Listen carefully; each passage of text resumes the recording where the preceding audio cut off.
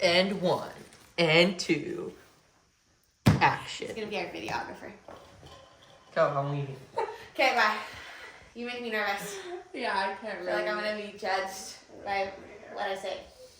That fly, though. That fly. We gotta get the fly. We didn't get the fly yet. That's lovely. Your bangs are growing out, actually. Thank God. You need to do the Miss Officer. What is that? Something about an officer? Are you being arrested? No idea. Miss Officer song. Oh! Dude. Yeah. Anywho. Welcome back. This is technically like episode 3, but 4. oh yeah, this is 4. technically episode 4, but it's episode 2 Yeah. because technical difficulties. The damn mics. We need to hire IT. We need to hire an IT person. We need to hire a videographer, IT, all in one. Mm-hmm. Anyway, so welcome back to the Bleached Podcast. I'm your co-host, Julia. And Hanin. We're running on a little bit of low energy today. Yeah, I feel like, well, I'm still sick. But I feel like the past 3 weeks I didn't sleep. Sorry. I feel like I haven't seen There's you. some emergency. It's fine. I feel like I haven't seen you the last 3 weeks. Yeah, Let's have a little recap. Yeah. A little recap. Mine was not very fun. My kids were sick for the past 3 weeks. And it was like every week was something different. Yeah. First week was just, I don't know, random fever and then runny nose. Second week was double ear infection. And then Yusuf had... I hate ear infections as an adult. Yeah. I I don't think I've ever had one, so I can't tell. Yeah. And then Yusuf had hair, foot, and mouth. Oh no. And then this week they have pretty much whatever this is, just a runny nose and a cough. So I literally haven't seen you though. I feel like we'll work together and then it's like we both are coming, going, everything like that. It's been Well, my mom super was crazy. here too. Yeah. For almost, I think 2 weeks. Yeah. So I would That's a rush long time. out so I could just, spend some time hanging out with your mom for sure. So you've been dealing with sick kids. I've honestly just been working and living life. The usual. The usual. Trying to think of what's new. I'm fasting, so I'm having a black cold brew this morning. Can you do that? Yeah, it has no calories. When I did fasting, I literally would, can you drink black coffee? Yeah, I'm literally almost done with it. I can't. When I was doing It's fasting, cold I would brew, just though. do ice green tea. Okay, so here's my thing though. It's cold brew. So an espresso or a Nespresso or an instant espresso kind of tastes nasty black. But cold brew, I feel like it's a lot more smoother. Yeah, it's still a little bit bitter and it's not all the sugar and that kind of stuff in it, which I love. But it's so much more smoother and it's easier to drink. And I need caffeine. I'm literally addicted. That's one thing I'm so addicted. Over it. I can't. I saw a video on, I don't know, Instagram or TikTok the other day. And it was stop drinking coffee. It's dehydrating you. Or your cortisol levels are they're getting spiked from She's coffee. you have no glow to you anymore because all you do is drink coffee. And I was like, me having 2 Don't cups a call day me out. sometimes. No, but I honestly, that's one thing that I'm so addicted to. If I don't have coffee by 11 a.m., any type of caffeine, I will literally have a raging headache for the rest of the day, even if I have caffeine, whatever. mm-hmm. That's one thing. It's definitely my vice. I never drank coffee till I had kids. Really? Yeah, not the way I do now. I would have it occasionally. Now it's essential. No, yeah. You're I need to have it in the morning. So that girl that made a TikTok now thinks she has some kids. Dude, I don't know how you do it. I feel like everybody's kids have been getting sick too. Yeah, literally everybody's. Yeah, I feel like my kids get really, really sick twice a year, and it's 3 fucking weeks long. Almost a month. But then it is once a month where they do get something. That's crazy. But it's back to school, and so a lot of kids haven't seen each other, and they all come at once with all the germs and dirt and they're gross little, stuff. so they're building their immune system and stuff. That's crazy. Yeah, I can't imagine. I get sick maybe once or twice a year, and I used to never get sick, and then I had kids. Oh, so And story short, don't have kids. Literally, and if you do, don't put them in daycare. I feel like every time time you talk about your kids, literally, yesterday you were like, this is why you don't fucking have kids. And then I was like, you love those kids though. You were like, yeah, those are like my favorite. They're so cute. They're so cute. Yeah. The freaking Leith wearing this shark hat the other day. I'm a megalodon. You're like, what is that? Sure. Yeah. So I feel like the last few weeks have been kind of crazy, super busy. I feel like my books are kind of like super sparse. Yeah, next week it's weird. Like last week was weird. This week is full, but then next week I feel like I don't have any. I think it's because like all my college girls are going back to school. I have a lot of teachers. Like everyone's kind of like getting back into their like school routine, and a lot of my clients have kids and stuff too. So like kind of just getting used to that. Plus I feel like it's August. Like nothing really happens in August, September. Well, usually I don't know if I was talking to you or somebody else about this, but usually my July is pretty slow. But this year, my July was really busy. Dude, my July was super busy. And then my August is a little bit slow, but it's filling in, you know? So I feel like filled in next week, we'll see. I feel like what happens with me is I'll like on Monday or like Sunday, Monday, I'll like look at my week. Honestly, sometimes I just look at my day like the night before or something. Yeah. But I'll like look at my books and it'll be super sparse. And I'm like, oh. And then overnight it's full. I'm going to be broke this week. You know what I mean? And then literally like the day before, 2 days before, 3 days before, there it's like, oh, people are like, okay, let me book real quick. Yeah. So. That's why I hate when people like get so stressed out on like slow months. Yeah. And I get it. Like, you know, it is kind of like, oh my God, why am I not working as much? But like our industry's so up and down. So yo-yo. But it always evens out at the end of the year. You know? It's so wild to me because going from like really steady income to not has definitely been a huge like that's what was adjustment. Scary at first, but now it's like the best thing ever. Kind of, and then I still kind of catch myself trying to like not be like I think I have like I know my next Saturday is like full, but I think like during the week I have like 2 people, and I'm like, oh, that's like nobody for next week. Yeah, as of right now, obviously whatever, but cool. So you're gonna do my roots. You're like, why did I say anything? Why did I say anything? Shut my mouth. When did I do them though? I just did them a month and a half ago. Sherry's doing mine before the photo shoot. Oh, well, maybe I'll just wait then. I think well, September 15th. So yeah, so I was gonna wait because I was like, should I do it before my birthday or before the photo shoot? But if I do the photo shoot, if I do it, my birthday's important too.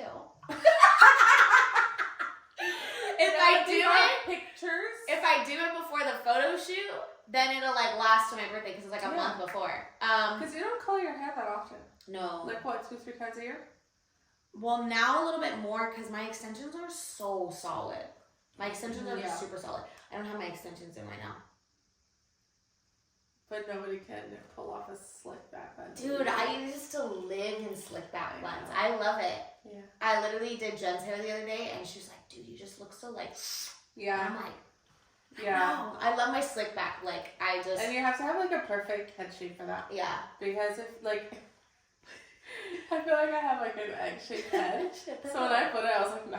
No, I like when you put your hair up, though. I think it's because I don't usually see your hair up. Maybe. I don't know. Either way, it's a comfort thing. So. No, literally. I literally have had my extensions in, though, for, like, 6 months. I didn't even realize, like, how long it was. My hair got long. Mm-hmm. She needs a haircut, but it's okay. Are you going to cut it today before you put your extensions? I don't know. I'm going to have her look at it when she puts it back in.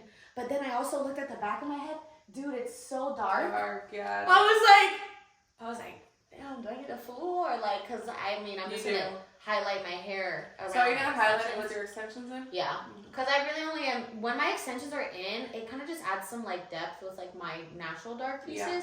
So I'm like, okay, like, I'm just going to, like, do the top, call it a day. It's kind of nice being low maintenance. But I do like my extensions because I feel like they're so much easier to deal with than my natural hair. Really? So I feel like I can, like, wash my hair, curl it, right? And it lasts me, like, 2 days. Mm-hmm. And, like, my natural hair is not like that. Yeah. My natural, like, I could go to the gym, I could do whatever, like, dry shampoo or whatever, brush it, and it's fine. With my natural hair, because I just don't have a lot of it, I feel like it just looks... Wash it more often? Oh, yeah, I wash it so much more often. Plus, I'm going to be wearing a slick back bun last week. I love it, though. I'm just like, there's something about it. So this is my last day. Do you have a mood ring on? No. Oh, okay. Imagine if I had a mood ring I was on. like, what mood is that? No, I literally, I got it at the state fair with like one of my friends. We had the same one. And I really was talking, I was on FaceTime with her the other day and she was wearing hers. So I was like, oh my god, you still wear yours. This was like 2 years ago. Oh. Yeah, super cute. Anyway, we've just been living life. Yeah. I got certified in extensions. Okay, so when are you going to take your first client? Hopefully next week. I'm gonna do models. So I have a couple people like who are already my clients who want to be models. And then I want to like advertise like maybe like 3 more models, but I really want to start like advertising, this is what I'm doing, this is it, by like end of September, October. Definitely before my birthday though. Because I want to see like how their hair grows out and that kind of stuff too, like when I do install it and everything. It's kind of scary. I feel like starting something new. But I feel like my hair would just be so heavy. Your hair, you would need so much hair too. Like 2 packs. 3 packs? I have 2 packs. You probably need 3. Just because you have to match the density. You know and I get hot, so after, forget about it. No, that part. Talk myself out of it. So I feel like it's just starting something new and not being good at it is always not scary. Fun. Yeah, it's super scary, and I feel like it's just a different. I have a very low maintenance clientele, which I love. You know what I mean? Like I at most see them every 3 months for a haircut or something. You know what I mean? But it's very much like you have to be in the salon between like 4 to 8 weeks. You know what I mean? Like to get them moved up, like you have, like it's like non-negotiable. Yeah. So I always tell clients who want extensions, it's a luxury. It's super service. luxury. Like you don't. Some people really need it. Some people really need it, but 99% don't. Mm-hmm. And like if you're gonna have it, then you need to do all the maintenance and you have to like really take care of it too. Because the hair that I have is, I love it. It dries quickly. I've had it for 6 months and I haven't had to give it a haircut yet. Like if you take care of your hair and stuff like that, it works out perfectly fine. And it just gives me that kind of, I have hair. You know what I mean? Like just the comment. And you know what? I wasn't gonna offer extensions until I got extensions. Like until I got like a good set of extensions. Well, you have to really like something to do for it, sure. Right? Yeah. And I put it in my head, and then like I would have my clients tell me, they're like, "Oh my god, like your hair color is my inspo," and I was like, "Girl, half my hair is fake. What do you mean?" And then I was like, "Oh, I have extensions," and then I had so many people asking me like, "Do you do extensions?" And I was like, "That's kind of embarrassing to just say no." Yeah. And I love them, and I feel like they're pretty, like they're super practical. To say no. Not embarrassing, but like, you know, like they're like, "Oh, you should do my extensions since you have extensions in your hair." You know what I mean? Yeah. I have so many clients. I literally had a client call me like beginning of June or like end of May or something, and she was like super introduced herself, super nice. She was like, "Hey, I'm so and so, so and so. Do you do extensions? I saw your Instagram. I love your Instagram. I love your work. Do you do extensions?" I was like, "No." I was like, and this is when I was like thinking about doing that. I was like, "Oh, I'm gonna start them hopefully in the fall." And she's like, "Okay, I'm just gonna wait till the fall then because I want to get them with you." I was like, I love it. No, you have to do it. I'm like, no, I really have to do it. I want to learn different methods and stuff, but I'm just doing sew-ins and stuff right now just to get good at that, and then do like really customized like either I-tips or K-tips or whatever. I don't even know what all the different little ones are. Yeah, I want to like shadow Sherry and like that. And she told me, she's like, "Yeah, you can come in, like see how I do it. It's super easy." I just feel like it's a way different like muscle. I just need the muscle memory. Yeah. That's like that, because it's kind of awkward. Because you're like, everything's like so small. Like you're like this. Like that's how I feel like we're doing. Like, are you gonna shorten your nails when we start? Well, I did, because my nails are super long at the training, but these ones are fine when I was practicing. So I was like, okay, whatever. I need my nails. Okay, so speaking about your clients being low maintenance and whatnot, how did you build your clientele? Oh my gosh. Social media for sure. Yeah. Social media was a huge thing. So what I started almost 2 years ago. Oh my gosh, I'm gonna hit 2 years. I'm gonna cry. I think it was like your Annie. I think it was like October 25th or something. Yeah. So been in the game for almost 2 years. It was definitely social media. I still, to this day, I feel like I'm still building. I feel like I'm still me. Imposter syndrome. I'm not doing enough. But definitely social media, getting present on social media and that kind of stuff. Trying out different things on social media. I feel like at one point I was caught up in like, oh my gosh, I want to do what's going to give me the most views, what's going to like get me trending, what's new, what's hip and everything. And then once I started like kind of gearing towards what I like to see on social media and the videos I like to watch, it was so much better because then I like doing it more. I definitely will reach out. I still to this day will reach out to people. Either if I get new followers, I'll like follow them back, shoot them a message, introduce myself. Which is so much work. It's like a whole other job. Yeah. I feel like I've kind of been used to it because I went into the game with social media being a huge part. Yeah. But I mean, obviously, like word of mouth referrals, I feel like is the biggest thing for retention because then it's like literally your client's testimony to other people. You know what I mean? And they're like, oh my gosh, I love her. I feel like recently, within the last like 4 or 5 months, it's been like, oh my gosh, I heard you from so and so. I heard about you from so and so. I literally had a consultation over the phone yesterday, and she was like, you did so and so's hair. Like I love it. Like I want that. You know what I mean? And we literally booked an appointment. But I think social media is huge. I also think word of mouth. I think social media is big, but I think you also need to make sure that you're showing up in your business and like behind the chair when your client's actually in your chair. And instead of it being like just for social media or it looks good just on social media, I feel like you should be super authentic and the same in person. You should show up in person as you show up on social media. Does that make sense? Because I feel like a lot. Well, social media is what you want to show. That part. Real life is literally sometimes stuff is shown when you don't want it to be. Mm-hmm. So yes and no, you know. Yeah, that's. So then, okay, on the social media topic, you've been doing hair for 12 years. How did you build your clientele? Working for 4 years. You worked for 4 years in Boston, licensed. Yeah, that was hard. Then you moved. Okay, so then how did you do it in Boston? It's so hard because it's completely different worlds, East Coast and West Coast. Yes. There was no such thing as chair rentals. I didn't even know that was existed until I moved here. It was commission-based salons only. Everywhere. Like, I worked in downtown Boston. I worked in Newbury Street, which is like the Rodeo Drive of Boston. I worked in the suburbs where like I lived, and all of it was commission based. There was no such thing as rental. Nobody spoke of it. There was no salons that did it. Maybe like way suburb, like 2 hours away they do, but all the salons that I went to and everybody I knew was commission based. So commission based is different because you don't have the freedom the way you do here, where you're your own boss and you just rent a chair and do whatever you want.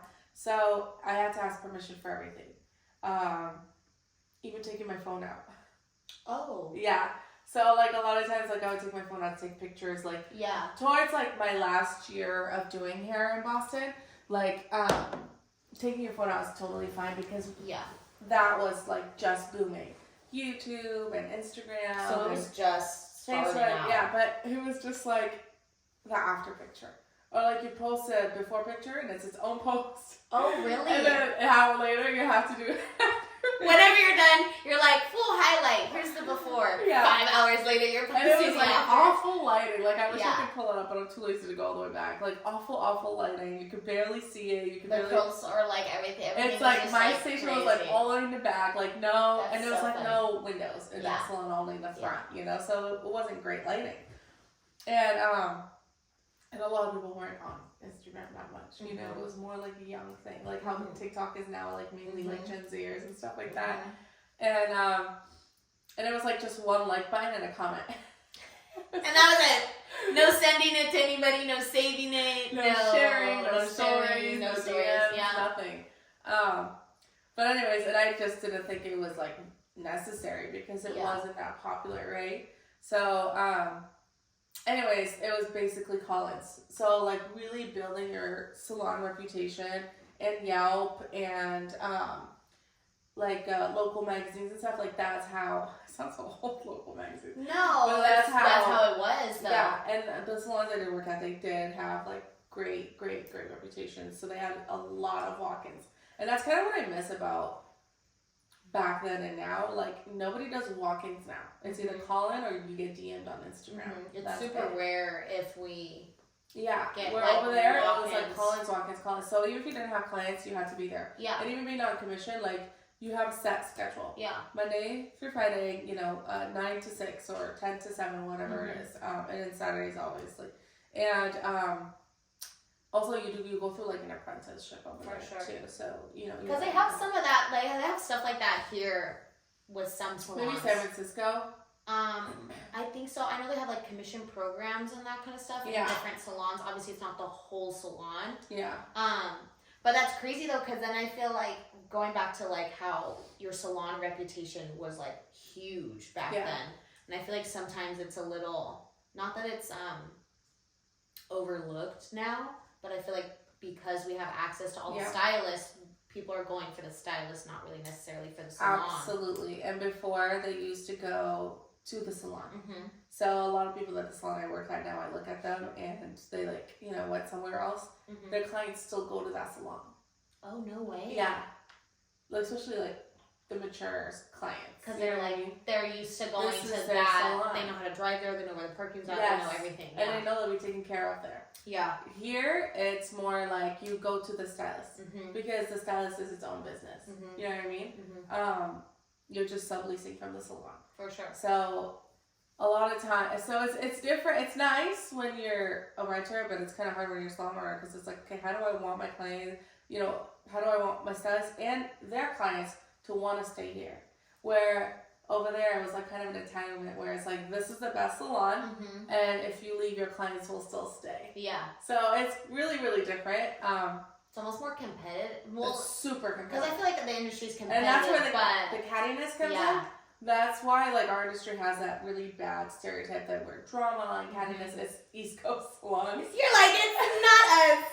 It's not us here. It's definitely East Coast salons, because of how, when you're on commission, you're competing with your stylist, with your fellow stylists. Like, why didn't I, and I've seen it, firsthand, like, why didn't I get that client and she got, I've been here longer than her.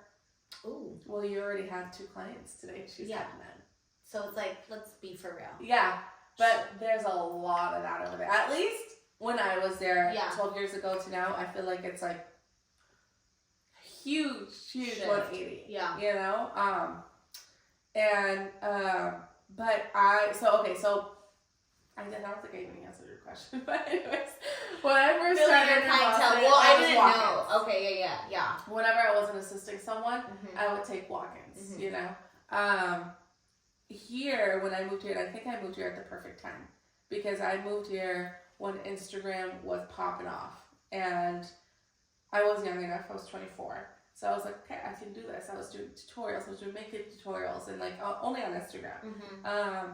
The salon I worked at did have a commission program, and they had a fair amount of call-ins at the time, and they would give it to me, and there was like 2 other girls on commission too, so they would give them to them also. And it was they had like a very fair system. Like, whoever comes here first and signs up first, they're gonna get the first, walk in. Like, very clear cut. Yeah. This is how it's gonna and be. then sometimes like we didn't have clients, and that's fine. You do like cleaning and all that, but I was posting everything. I was posting 5-6 times a day. It was stupid, before and after pictures. That's exactly what I did. But literally. But back then, that wasn't stupid. That was like reels. That's what it was. You know? So before and after pictures,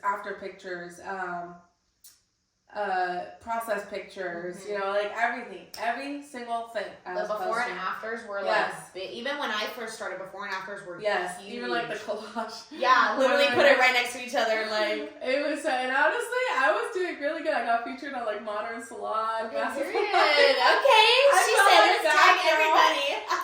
Let's tag everybody. 100%. I was tagging like 20 people. Yeah. But it was, I feel like it was like, because that's how I felt when I first started. It was like posting so much. Yeah. But when I started posting in Boston, I didn't get a lot of clients from posting. It was more the salon. When I started posting here, 90% of my clients came from Instagram and Facebook.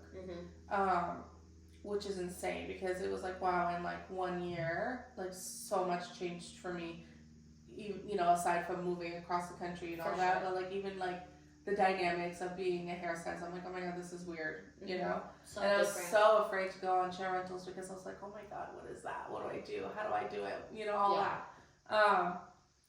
But it's cool. I mean, I don't think I'd ever go back to a commission-based salon.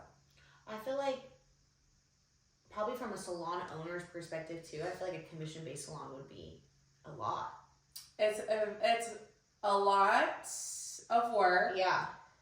But you make more money as a salon owner if your salon is commission-based than it is renters.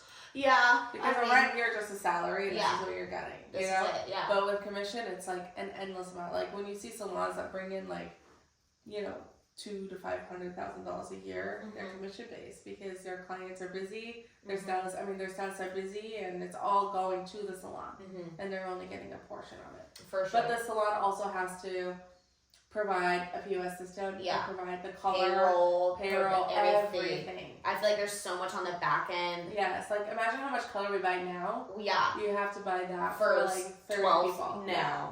It's a lot. I don't think I do not want to be a I'm not organized like that. I'm already overwhelmed. No, literally, and I feel like especially I got an extras cabinet because I was like I can't even keep up with everything like that. But and we didn't have cabinets. You don't have cabinets in Boston. You don't. Where do you mix your color at? At the color room because it's everyone's color. Oh. Yeah. What if I would be like, what about my favorite brush? Like that's my brush. Or do you have like your own tools and stuff? No, that's the salon provides the brushes. Oh, so you don't have to buy anything? You provide is like your blow dry, your hot tools. Yeah. And then like your styling tools, like and your scissors and that kind of stuff too. Yeah. Okay, got it. Yeah. But yeah, foils, color brushes, all of that. That's kind of cool though. It's cool because you don't have to think about it, but then it's not cool because if you don't like that color line. That's the only color line they're using. So then they would use, like, what color line did they use in Boston? So I worked at 3 salons. One of them was Goldwell, which is cool. I really like it. I've heard good things. Yeah, the other one was L'Oreal. It was okay. And I forgot what the third one was. Oh, the third one was Goldwell too. Okay. Yeah. I heard it was cool, but it's super confusing. It's confusing and it pulls more. Oh. Yeah. We don't want that. We don't want hot roots. We don't want none of that.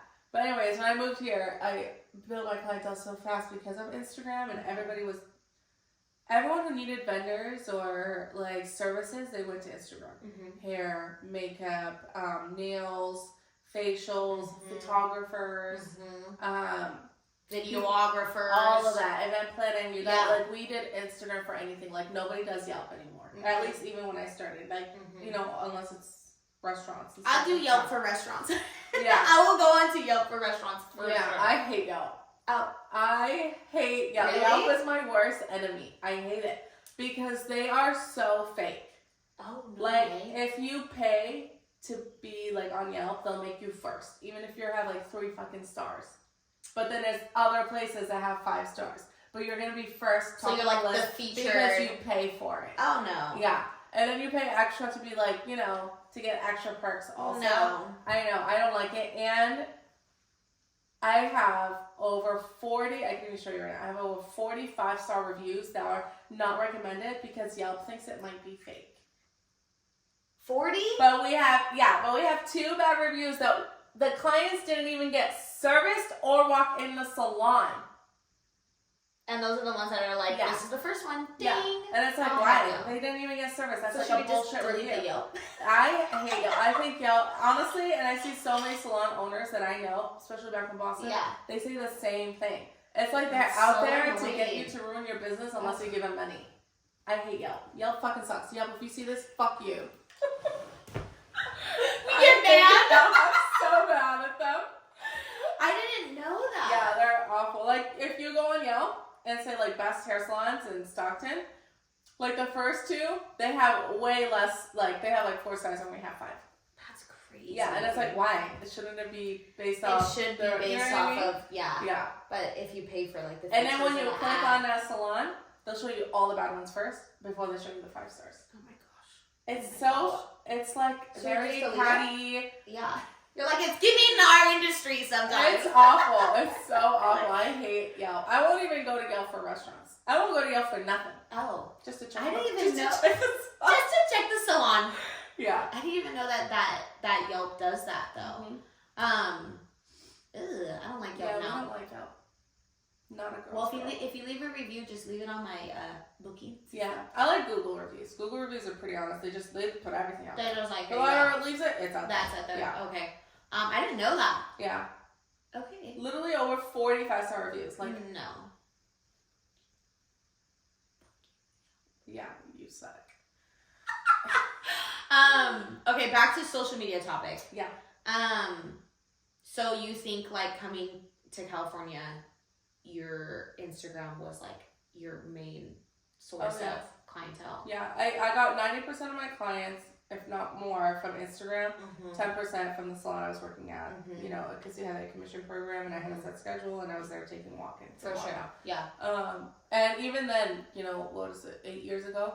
We didn't have a lot of walk-ins. It was more call-ins. Yeah, I think, and especially because people don't want to waste their time walking into somewhere. And then I know a lot of barbershops do it. I think a lot of barbershops still get walk-ins, but like because men don't really make appointments. And I feel like they'll sit there for an hour or 2 hours or something like that just to get like a haircut. Or they'll be like, oh, I'll be back in an hour or two, or like whatever it is. So I feel like barbershops and salons are a little bit different. Also, it's way more time consuming to be a female. I was gonna say something about social media. Oh, I feel like even kind of going back to like the befores and afters and how social media is like changing and that kind of stuff. I feel like how we market ourselves is so different now. I was actually talking to my grandma. My grandma watched our first podcast. This is super funny. And my grandma owns a business. She's a CPA. And she was telling me, she was like, you guys are like laughing too much. You guys are like having too much fun, right? On our podcast. And I was like, no, grandma. I was like, that's like what people want to see. People want to see. She was like, it's not professional. And I was like, okay. I was like, you know, we're laughing, like whatever. And I told her, I was like, no, I was like, nowadays people want to see CEOs, like personalities, and the marketing is so different. And it was funny because I was telling her and I was like explaining to her about it. She's like, it's just like you guys weren't, you guys were laughing, like you guys were giggling. Yeah. And I'm like, yeah, because we're having fun. Yeah. But like to see somebody else's perspective to where if she were to market her business, it would be a very like professional topic and that kind of stuff. And I was telling her, I was like, grandma, like social media is a huge thing. Like you see big companies now. I don't know. Have you seen Marc Jacobs' Instagram? No. He has like these super long nails. He's just, if you ever get a chance to do it, it's so funny. It's kind of cringe, but it's so funny. I think it's great. Like I feel like CEOs now are like more present on social media because people want to see like who's behind the brand. Yeah. With big companies, with small businesses and that kind of stuff too. So I was explaining to her, I was like, marketing and like how you market your business is so different than what it used to be. Even what it used to be, I feel like my social media is completely different. If I looked at my grid from 2 years ago, my grid now is way different. It's so much more like authentic. And like you said, like social media, you can put whatever you want out there, which I think is a blessing and a curse sometimes. Because I feel like I just put whatever out there. I'm like, pop up on my stories and I start yapping or something like that. But it was crazy to get, because she was like, oh, I watched your podcast. And I was like, oh my gosh, she's going to love it. And then she was like, you guys were having too much fun. You guys were laughing too much. This is wrong, this is wrong, this is wrong, this is wrong, this is wrong. And she wasn't doing it, because my grandma's like my biggest supporter on everything. And she wasn't doing it in a way, she just didn't know. Yeah. So then I'm pulling up Instagram and I'm showing her like big companies like who have Instagram, like, they're doing day in the life of the CEO or just something random. Like people want that personable, like, who are you? You know what I mean? No, I totally get it. I feel like I'm stuck in between both worlds. Because I was trained by her world. And I'm learning from your world. You're like, I'm in the middle, I know what to do. I really am, because so for instance, like, for the whole no phone thing. That was, like, so normal. Like, you could not be on your phone texting or answering a phone call with a client or anything like that. Like, that's a no-no, you know? And I'm sure your mom would, your grandma would definitely understand that. For sure. Where here, it's like, hey, hold on real quick. Hey, what's up? Like, you know what I mean? Even though, like, I still don't want to do that. I don't, I it try happens not to, if, like, my kid's school's coming. For sure. But you have that flexibility if you need yes, and I feel like clients are so understanding. 100%. They get it now, where before they're like, oh my God, you She's know? so rude for picking up the phone. Yeah. Now, it's a different problem if you're, like, constantly texting, Yes. constantly on your phone. I try to, like, if I do have my phone at my station, if, like, my parents call me back to back, then I'm like, Yes. something's Like, wrong. when Ed if he calls me twice, I'm answering. Yeah. Yeah. Yeah. So, okay, this is also funny. You're going to be like, what the fuck? In a salon I worked at in Boston, you're not allowed to wear jeans. You're not allowed to wear flip-flops. I would get fired. I would get fired. You had to wear only heels. Yes. No. Yes. I'm too heavy for heels, babe. I'm too heavy for heels. Yeah. My dog should be barking by the end of the day. We work 12-hour shifts. No, I'm good. Like, if you didn't have a client, you know, if you do, you're starting there a lot later. Well, yeah. So, oh my God, my feet would kill. And it's full concrete floors. They didn't have no padding, no No nothing. padding, nothing. Full concrete floors. It was No. awful. I hated working there, but I learned so much much. from there. You're like, Yeah. my character was built in Yeah. Boston. But literally. here, it's like people are showing up in their workout clothes. Do you feel like though, like East Coast and West Coast, just lifstyles are completely different? Very. Okay. So Very. it probably just has like a lot to do with that too. Because Yeah. I feel like West Coast are very casual. Very casual, very laid back. Very laid back. Well, like, I feel like we're laid back, but then we're also kind of Like crazy. in Boston, a few of the girls I work with open a salon, and they still like all of them dress nice. Mhm. Most of them wearing heels, if not you're wearing cute flats or whatever. You know, Mhm. like here, girls are coming in with their workout clothes. And when I first opened the salon, I was like, hell no, Mhm. go home and change. Like Yeah. there's no way, you know. For sure. And I had one stylist that she kept asking me like, I'll make it look cute. I'll make it look cute. And now I'm like, no, like Yeah. you have to look presentable. I always say this, and especially during meetings, like. We say it very, yeah. Like, you want to look expensive if you want your clients to pay that price point. That part. So if you look awful, or you don't look put together, or you don't look Clean. professional- Yeah. Yes. If I have to question your hygiene, Yes. I can't. So be till around this you. day, like, I still will, you know, emphasize, like, please, like, if you want to wear casual, make it look cute. Yeah. You know, don't come in right after the gym. Like, Yeah, no. cute I could sneakers, never. cute, you know, Yeah. little. Like, you know, I'll literally wear, like, sweatpants and tracksuits to work, And but it's I'll have. cute. But I'll put on like a matching hat. I'll do like a little monochromatic. Accessories, I'll have like yes. I'll have like at least I'm always like Yeah. if I can have my makeup done, like I'll be But fine. if you're coming in where I'm like, did you even wash your face? Like, Yeah. we're gonna In have to your have a pajamas, talk. yeah. And I yeah. So it's just, to me, it's too casual here, you know. You're just not used to it. Yeah, I kind of like how it is over there Yeah. a little bit more. Not the whole no jeans thing. That's Yeah. stupid. No, I would literally get fired, and it's I crazy. used to be a bitch and be like, well, the salon owner is wearing jeans, and he was a guy. And then she's like, well, he's a man. I was like, and? And what? I can wear jeans too. But I just didn't like her, and I felt Yeah. so bad now. I'm sorry. But you're like, I didn't like her. But back to the whole thing. I had a client in my chair the other day, and I've probably done her hair a few times, maybe like a handful of times. And she told me, and I thought I was looking, I think I was probably wearing something like what I'm wearing today. But I was like, okay, if I'm going to wear something more on the casual side, like I want my makeup done, accessories, whatever. She's like, you guys always look so put together. She's like, you guys always look, she's like, you guys always look clean. Every stylist that I see here looks clean, like put together, whatever. And she's like, I've never seen anybody be like, oh, like your hair is like an absolute mess, or like, oh, like just super sloppy.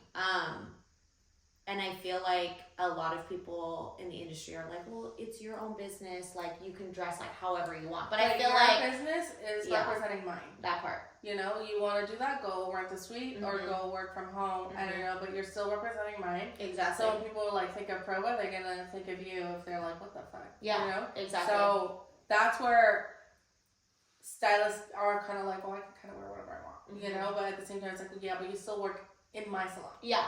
You So still want you to still gotta be represent the exactly, style. and I feel like the culture, even when people rent their suites and that kind of stuff, I'm all for like people doing their own thing. But I don't know about you, but like I feel better when I feel put together or when I look put Oh, together. yeah. You know what I mean? And Yeah. I think I love like people can express, people can do whatever, lash techs, nail techs, hairstylist, whatever. Like you can, you know, when you're in your own space, you can do whatever you want. But I feel like even if I was in my own space, I would still want to look presentable like every day. Because I think it's just, we're human beings. Like, your initial reaction is to, like, and not in a bad way, but like judge the person in front of you. Like, you have initial reaction when you see somebody in person, you know what I mean? And you always want it to be positive, you know?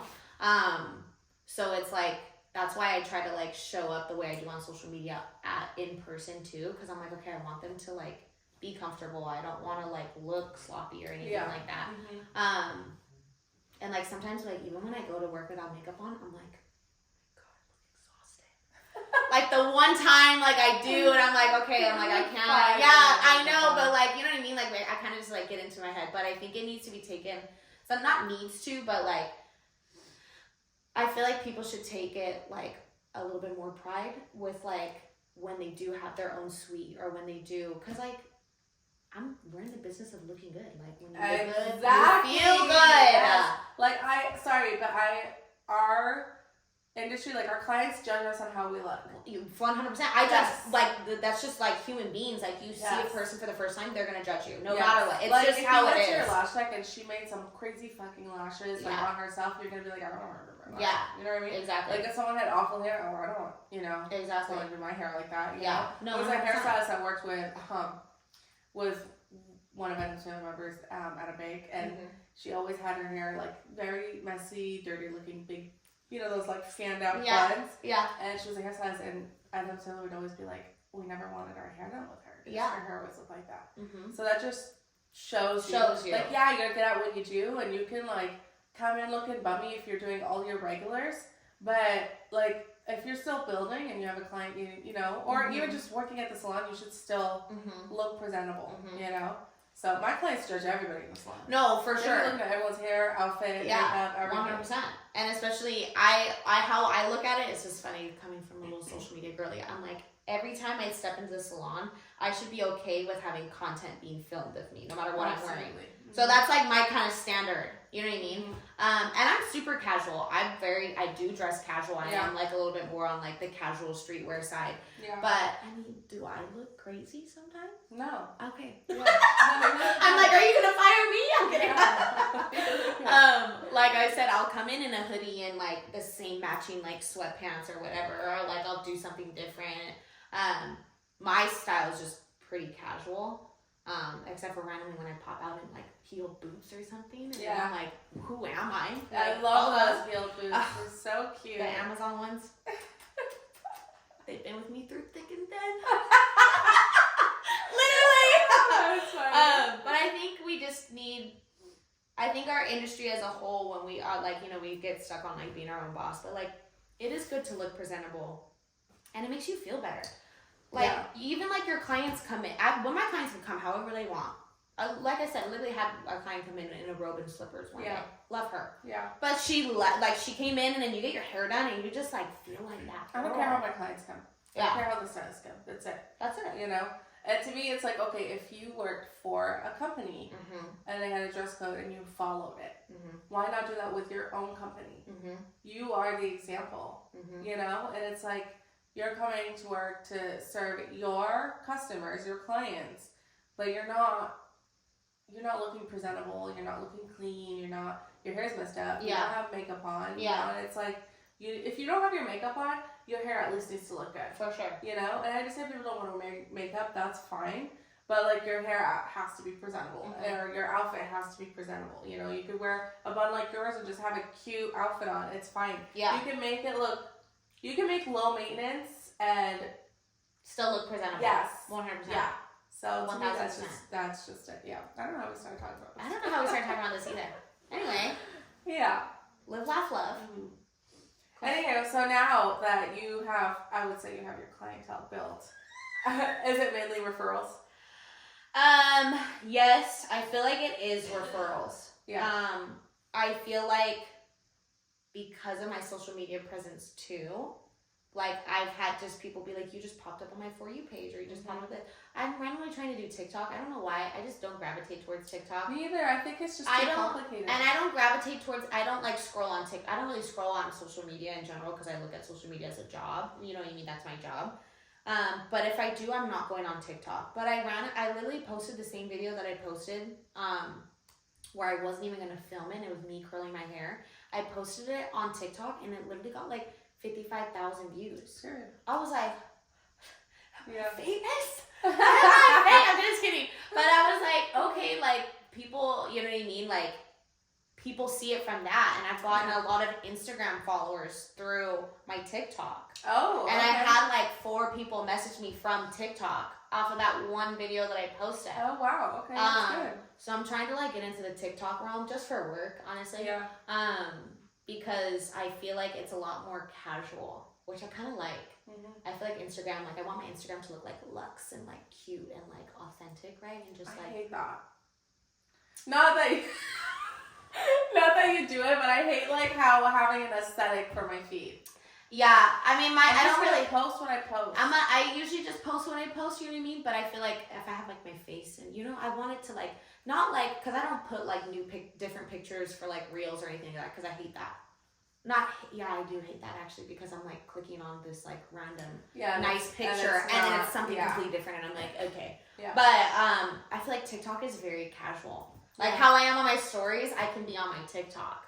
And I kind of like that because I think it's kind of fun and you can like just prop your phone up and just like catch a real honest moment. Yeah. So I'm trying to like get into that realm and like kind of figure out like how like TikTok works. TikTok is kind of confusing. It really filming is videos, confusing. There's like 60 seconds, 15 seconds, and then like 10 minutes. So then I'm like, do I just do the 10 minutes and then stop it? Because what if I start yapping for more than a minute? Yeah. You know what I mean? Yeah. And then I'm like, okay, and then I'll like edit my videos on one thing, and then like they'll do good on Instagram, but then they like flop on TikTok. So I'm like, okay, let me just. I wish like, you know how we ended on CapCut? Yeah. I wish CapCut has like an option where like when you post, like it'll post to all the platforms you want it to. I think it can, can't it? No idea. Because I know once you like save it. No, it just saves in your camera roll. Well, and then there's like different, it's like post to Instagram, post to. Yeah, but you can't click for. Oh, okay. You know what I mean? Can you? I don't think so. Okay. But you know what I started doing? I started making my captions like non-existent. What? Like my captions on Instagram. Like you don't have captions anymore? Like I just don't really put that much effort in anymore because I feel like that's what takes up so much time. Oh. I don't know why. Because sometimes I'll just be. I never read the captions. It's okay, perfect. Because I'm not even going to put captions on mine. You're not even going to read it. I don't really read captions, yeah. Unless like I really need something explained or like want to see a formula. 100%. Yeah. I hate the videos. This is going back to posting stuff that you actually want to see on Instagram. I hate the videos that like say a question or say something on the video and then it goes, read the caption for more. And I'm like, I don't want to read the caption for more. Like this long. No, the caption, you open it up and it's like freaking, you're scrolling the caption. Yeah, no thanks. Sorry. Oh, do you want to play footsies with me? I don't want to read the whole caption. But I think going back, especially, I'm a very like, I try to make my platform as like authentic as possible. Yeah. You know what I mean? And then like kind of doing a podcast too, like building a community that's very like, this is who we are. You know what I mean? But I kind of like, at least the side of social media that I'm on, I kind of like the direction it is going in. I feel like it's cool. I feel like you get to see people. I feel like you get to see a lot of different ideas. Yeah. I feel like it's a lot though. Yeah. I don't know if you feel this way, but I feel like people are gearing, like, okay, so I built my clientele mainly on Instagram and very little walk-ins. Now it's mainly referrals. Mm-hmm. Maybe now that like I'm fully established, I understand like, oh, it's mainly referrals. But I feel like people now go more to like who their friends are going, which is like referrals, rather than Instagram. Yes. Don't you feel like it's kind of shifting again? I think that's so true. I think I've had a couple clients sit in my chair who are like, oh, I was just looking for like 219 hairstylist or Stockton hairstylist. That's why I put Stockton hairstylist like in my name. Because I want to be like one of the first people to come up. But I do think after being in the industry for almost 2 years, full-time, whatever, most of my people are so-and-so tagged you. Or I asked her who did your hair. She sent me your Instagram. Or, you know what I mean? Like that kind of stuff and everything like that. So that's why I try to make like ease of booking like super easy for my clients because of stuff like that. They're like, oh, like I heard about you from so-and-so. Or like, I was at a party and her hair looked great and I asked her who did her hair and you just gave her a blowout and I want a blowout. You know what I mean? Yeah. So I think it is a little bit shifting because we're girls, and I feel like whenever we need something, or I do it on my story too. Like when I needed a massage therapist, you know what I mean? I'm like, oh, like, well, who should I go to? You know what I mean? Like you're asking your girlfriends, you're asking like your friends and that kind of stuff because they have like firsthand experience, you know? Yeah. Which I kind of like because I also feel like sometimes like a lot of people will like book with people who maybe have like a lot of followers or like a super ton of followers or like Instagram famous and stuff, and then they get to the appointment and it's not what they expect.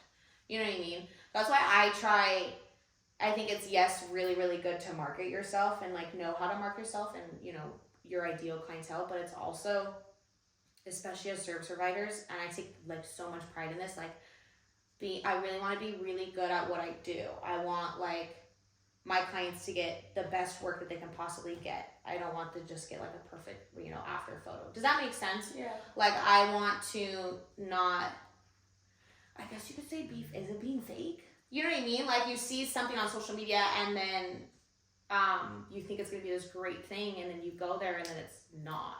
You know what I mean? Or you see a bunch of reviews and you think that it's going to be super good and then you go there and you don't get a good experience, like everything like that. I'm all about experience, you know what I mean? That's why I tried to I stopped filming like every single second of what I was doing to a client, you know what I mean? Because I was like, I just want my client to like have a good experience in the salon, you know? Absolutely, yeah. And I feel like that is, at the end of the day, that is what is going to propel your career. Yeah. Yeah, you can be good at posting on social media. Yeah, you can be good at marketing yourself, and that's helpful. But at the end of the day, people are going to keep coming back to you. Absolutely. If you cater to your client, if you're kind, if you're communicative, if you're, you know, professional in the times it needs to be professional, if they feel comfortable, if they're not uncomfortable, if they have clear expectations, you know what I mean? And I feel like at the end of the day, yes, social media is a big part, but social media is always changing. And if you aren't working on your skills, working on your customer service, working on your everything like that, you're not going to retain and you're not going to get those referrals. Yes, I always tell the stylists like who are building, like you want to make sure you're rebooking. They're coming back. Because if you're getting all these walk-ins, you're busy with walk-ins, but if they're never going to come back, that busy is not going to last. You know, because people are going to eventually, you're going to have a reputation out there. And it's going to be either good or bad, you know, so you want to make sure they come back. So you want to give them that experience. For sure. And I think I'm all about the experience. I'm like, I just want you to be comfortable, feel calm. Like if my client is comfortable, I'm comfortable, and it's going to be a great service. Okay, so quick question. I heard you say something about rebooking because I kind of have an unpopular opinion about it. Do you always rebook your clients? Always. Okay, so I don't. Why? So, okay, here's my thing and like my type of clientele. I think I rebook maybe 10 or less. Like after their appointment, I rebook them like for the next one, whether it's 6 weeks, 12 weeks, whatever.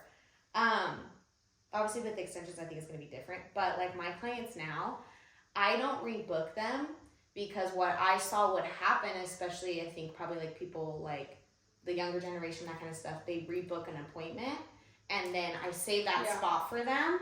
And then, you know, a week comes, 3 days come before, and I think that I have a full book and they either cancel, reschedule, cancel it, whatever.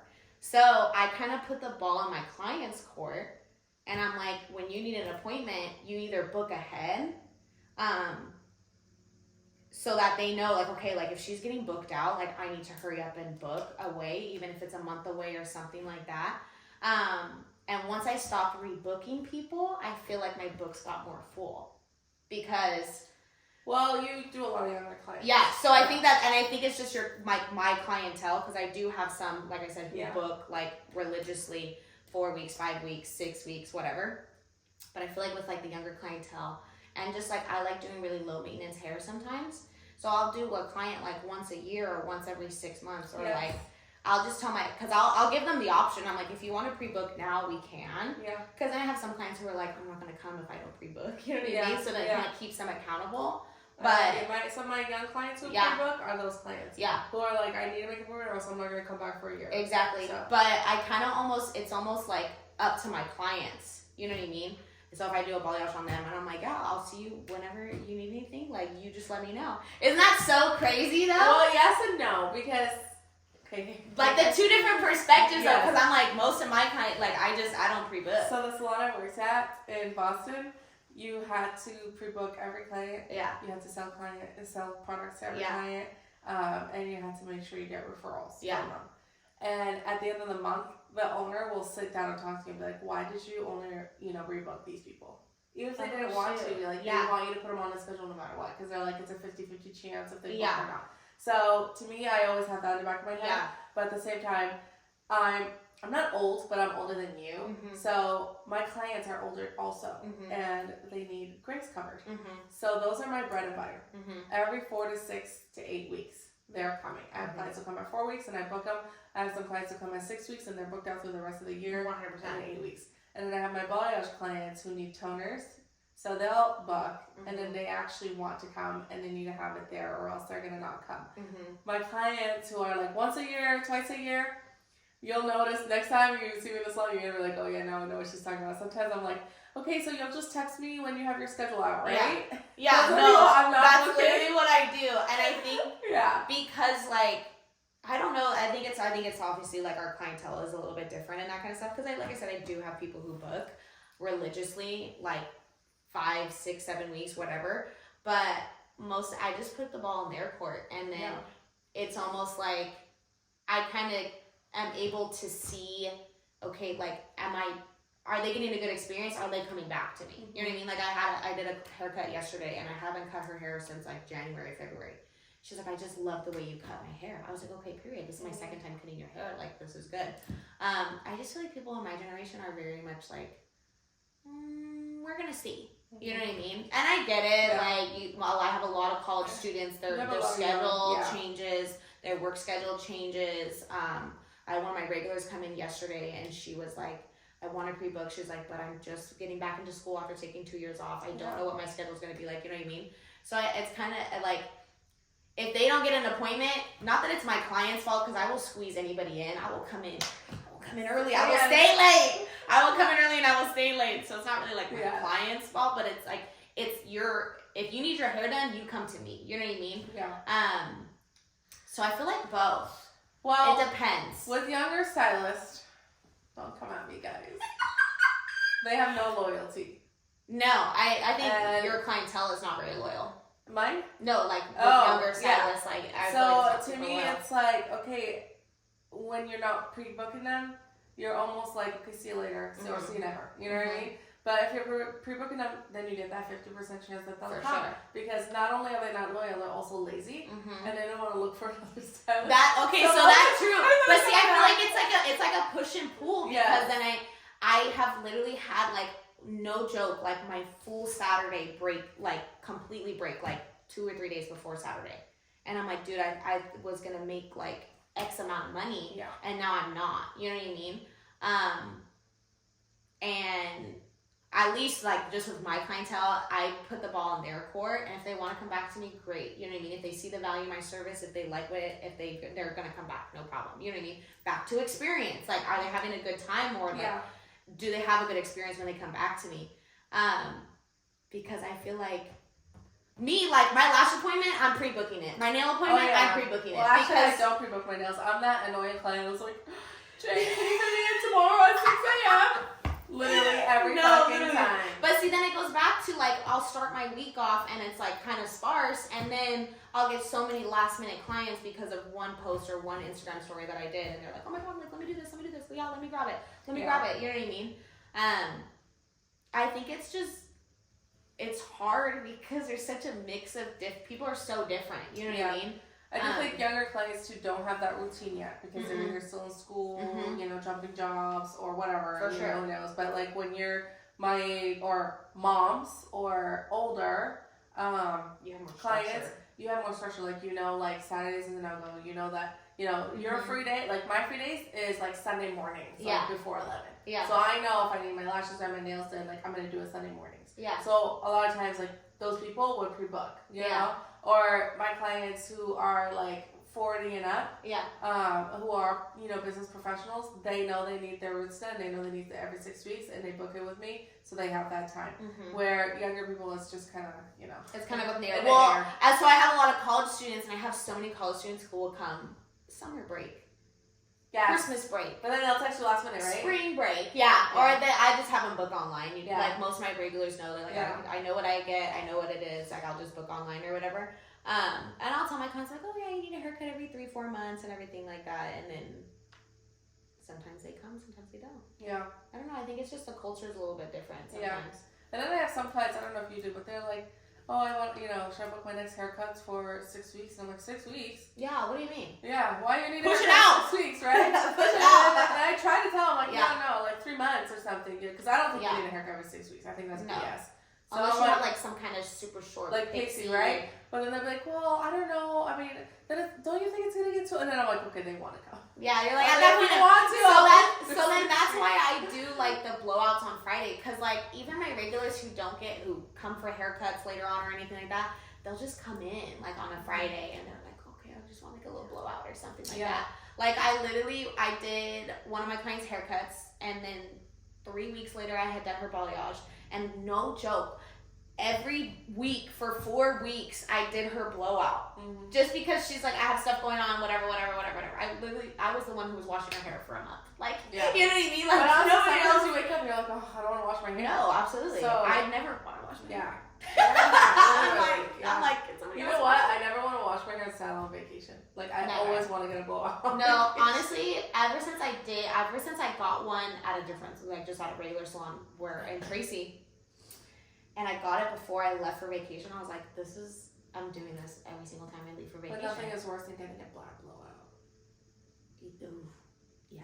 Because then you're like, damn, I could have done this myself. You're like, I could have done this a little bit better. Oh, yeah. Well, especially because you have so much hair. Yes, and I think a lot of people don't work with people with a lot of hair, even though there's a bunch of like which literally Mexicans blows my mind. Here with thick hair. Which blows my mind. Yeah. I'm like, all of my clients have darker hair than I do. And they all tell you like, oh, like no one can work with our thick hair? That part. Or I'll have clients who'll be like, I always pull orange, but I get my hair done professionally, right? And then I'll go in and lighten them, and I'm like, dude, you don't have any other color, nothing? Like, it's getting pale yellow. Like, we got it. And they're like, oh my gosh. And I'm like, all of my clients have like 10 times the amount of hair that I do. And I'm like, wow. Yeah, I don't get it when clients say that here. Like in Boston, I would get it because it's very diverse over there, but mainly like European based, you know, and just white. So Caucasian? I want to say Caucasian, but I'm like, no, it's just white.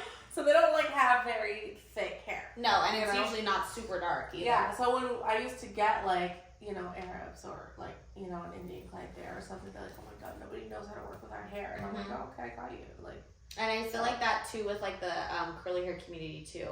My curly hair clients are so loyal. Oh my goodness! Because once they find someone, they need to keep them. There's because not a lot of experience and not a lot of people know like how it works and like just everything.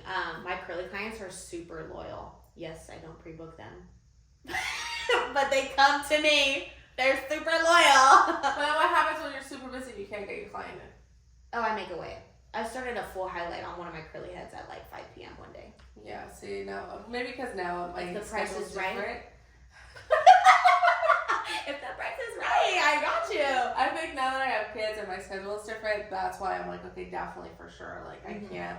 Because there are times where I don't have time and then I'm fully booked. Yeah. And I feel so bad for my client, but it's like, I shouldn't feel bad. It's not my fault, but at the same time, I do feel bad. So. Well, and I think that's where we're different. Like, my time is only my time. Yeah. I have that freedom. You know what I mean? I literally, one of my regulars, she's like, can you do a blowout at 6:30 in the morning? And I was like, I would love to. I'm down. Yeah. I when I was building my clientele before I had kids, sometimes I would work like till 9 p.m. 9:30, and I'd be like, woo.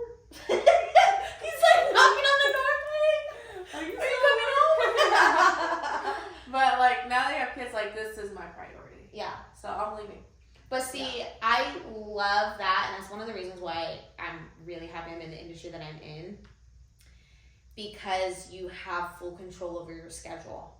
Okay. When life happens, things shift, you get married, you have kids, like, that's, like, why. So, like, me, I'm 23, like, I'm gonna work 6 days a week if I can, or, you know what I mean, I'll come in early, stay late, like, whatever, like, I'm like, yeah, because I can do it now. Yeah. I don't necessarily want to be doing it when I'm in my 30s and 40s, so, like, why I should build my reputation now, and then, you know what I mean, and now I'm trying to finally actually take off 2 days, and it's so hard for me, because I'm just like, dude, like, I'm so very much, like, I got you, like, I've been, like, for almost the last 2 years, like, whenever you need an appointment, I got you, I'm gonna do it, like, I got you, and now I'm like, okay, like, you really gotta prioritize, like, yourself, you gotta prioritize, like, taking days off, because then, not that I don't think I've gotten I haven't experienced, like, super burnout, maybe, like, a little bit, but I just want to, like, live life, you know what I mean, I need some kind of structure, and I find myself, it's hard for me. It's hard for me to say no. It's hard for me to be like, I'm not working Sundays. I'm not working Wednesdays. You know what I mean? And then actually, like, sticking to it. Because everybody at the salon knows. I'll be like, yeah, we're taking Sunday off. Did I have a full day on Sunday? Yes, I did. You did. So, but I just love the flexibility that we have in our industry. And I can't wait. My 2-year anniversary is coming up. I can't believe it's been. This fly is literally haunting me. It's been in my life like for 3 days. It's not the kids, it's the fly. I'm super excited for, like, what's to come though. Yeah, I love it. Questions, comments, concerns? We have a lot of classes coming up. Christmas party, photo shoot. The holidays, I feel like, are going to be crazy. I can't wait. That's my favorite time of year. I love the cold. I love winter time. I love fall? The holidays. Yes. Even though there's, like, no fall here. I've only lived in California, so I don't really know. I literally woke up this morning to go to the gym, and it was like 6:15, and I was like, and it was cold. I was like, kind of cold. I was like, ooh. Yeah. And I'm gonna literally kill this fly. I know. Touch it, dude. He doesn't want the smoke, bro. Literally. That's what I'm telling you. For the past 3 days, it's just like. Dude, you need one of those electric things. I do. I really do. Anyway. All right. That was a great convo. I know. I love it. I just love it. I'm kind of nervous. Not nervous, but, like, I hate how fast social media and the internet changes, so I'm kind of nervous to see because I'm barely catching up. No, I feel it, and I feel like I said, even being in the industry for 2 years, it's completely changed. Yeah. It's good and bad things. It's like, staying up to date with stuff, but then also just doing what you want to do. Yeah. Because I feel like we get so stressed out over posting over this, but at the end of the day, it has to be something that you want to come back to and that you want to keep doing. Yeah. You know what's funny? I feel like maybe you can agree with this. Like 4 or 5 years ago, people would, like, videotape, everything, picture everything, blah, blah. Like, now I see a lot of people actually put their phone down. Like, I'll go out and I pay attention because I'm an observer, and like, no one is using their phone at the dinner table at, a restaurant. And I love that. Yeah. Like, actual conversations, not everything, surrounded by phone. And I feel like the culture of the social, at least the side of social media that I'm on, like, I love, it's so stupid, but I love when people are like, I'm just a girl. Like, I just love, like, it's okay to be girly. It's okay to, whether it's, like, doing all these extra appointments or, just going out to dinner with your friends and that kind of stuff, and, like, really, like, connecting on, like, a deeper level. You know what I mean? And I feel like everyone's getting a lot more personable. And I think that is because social media is a huge influence on people. A lot of people are taking social media breaks and that kind of stuff. Well, people are realizing how draining it is and how fake it is also at the same time. For sure. And I feel like 2020 was like, everyone was on it. 2021. Well, no one was doing anything. Everyone was home. Yeah.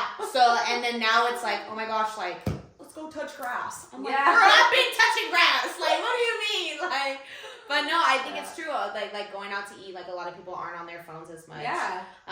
And if they do, they're just like I love, like, capturing moments. I love taking pictures. I love, like, having videos and stuff because I grew up with that too, with my mom, my grandma. My grandma has this huge camera. Well, I love how my grandma keeps coming up in this podcast. She has a huge camera for what? She just takes pictures of, like, birthday parties, anything we have. She just has That's this awesome. huge camera. Yeah. So like I grew up with that. So I love just like capturing moments and like capturing memories and that kind of stuff. Yeah. But then also like you said, being able to like turn your brain off and just not, or turn your phone off and just not even be on it. Mm-hmm. And especially at a meal and anything like that. But yeah, I feel like we're getting very more like personal. You know what I mean? Mm-hmm. Like with our friendships, with our relationships, with our, and that kind of stuff. And obviously a big influence is like social media and that kind of stuff. So I kind of like the direction we're headed in. We'll see. We'll see what actually happens. Yeah. Because it's always changing. So yeah. Alrighty. I hope you guys enjoyed this episode as much as I did. That was nice. I liked it. Follow us on socials. Leave comments, questions. I want to answer some questions. So we're just like, instead of yapping our. Yeah, I mean, I like yapping too, but I do want to answer some questions like at the end of the episode. We should do a Q&A episode. I'm down. Okay, I'm down. Yeah. Should we do a Q&A Leave all your questions at the bottom of this episode, and the next episode we'll answer them all. Yes, ma'am. All right, guys. See you guys next time. See ya. Bye.